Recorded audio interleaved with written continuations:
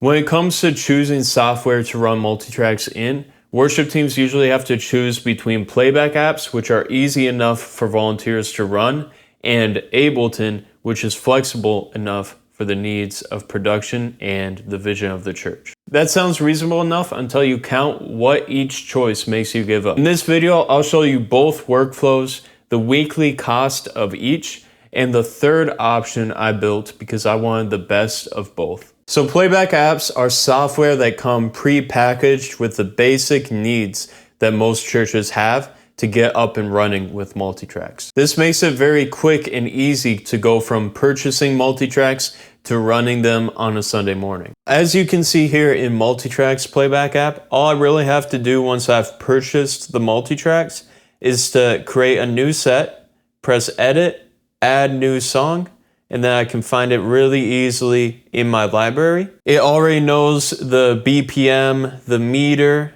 I can change what key I'm doing it in. It'll transpose that. There's some settings to sync with Pro Presenter and lyrics. And then you just add it in. So as you can see, it makes it super easy and fast to create a set, to have all the basic things your worship team will need. But Playback apps like this do come with some downsides. Aside from the general limitations of the features you're working with are kind of what they give you. So how you're gonna run Pro Presenter or how you're gonna run pads, the crossfades, things like this, you're kind of stuck with what they've pre-programmed into the app. On top of that, you'll see that really getting into those more customizable features that you'll probably end up wanting, like looping certain sections, moving between sections during playback. This type of thing falls under the premium subscription. If you want to use custom MultiTracks, like MultiTracks that you haven't purchased directly from the website, you have to upload them to your MultiTracks account, and then you'll have to have a cloud subscription. So that naturally leads us into the next option, which is using Ableton. By definition, it is way more customizable. There's a lot more features and things you can do with it production-wise, and once you own it, there's no recurring subscriptions.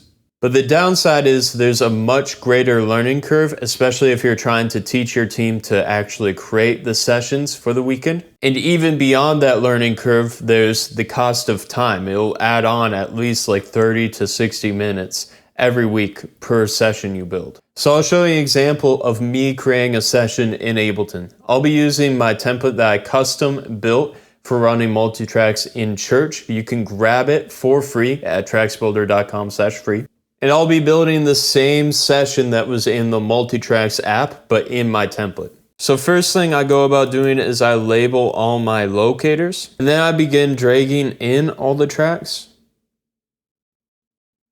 I'm changing the tempo and time signatures accordingly as I go. I'm also warping and transposing the tracks accordingly. And so yeah, here's my finished set. All the tracks are in, ready for playback. There's a lot of useful things you can do now in Ableton. One thing I use a lot is setting up different MIDI loops and features with IAC driver on Mac. So you can rig it up to fade out tracks, fade them back in, repeat certain sections. You can do just about anything. And then if you have a MIDI controller too, you can also rig that up to do almost anything you would need during a live set. It's very simple to edit different arrangements. You can edit where tracks come in, what tracks come in. You can change the warp mode, how it sounds. You can also process tracks with buses. So I'm processing using this bus chain. Each individual like group type of tracks, e.g. percussion, synth bass. I'm kind of processing it to get like the tonal balance I want.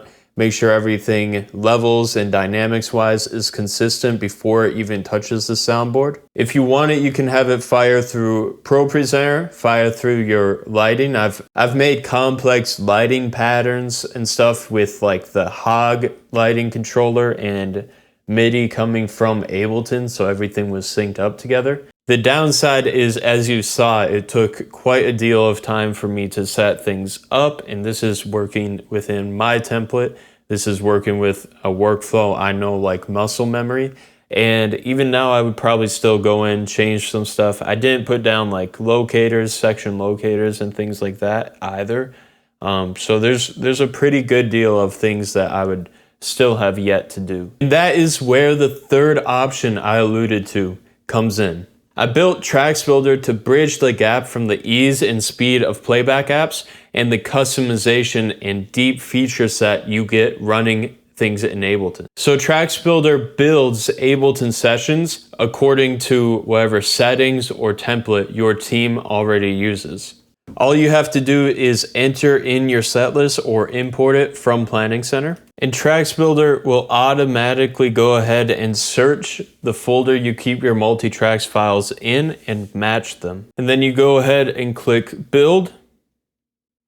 Choose whatever settings you want to build the session with. Press Build and it'll get to work building your session in Ableton for you. So it took about 30 seconds to build that session, and now it is all ready with all the locators and settings I would use. So all of the work that previously would take between 30 minutes and an hour now takes about 30 seconds, and then you can go ahead, customize this session however you would like. You can use whatever templates you want, whatever custom tracks you want. It really is the best of both worlds. And if you want to try out TracksBuilder for yourself, you can try it out for 30 days free at tracksbuilder.com/start and see if it's a fit for your church and your workflow. If you're interested in learning more about running MultiTracks and church tech and live audio production related things, we here at TracksBuilder post content like this weekly,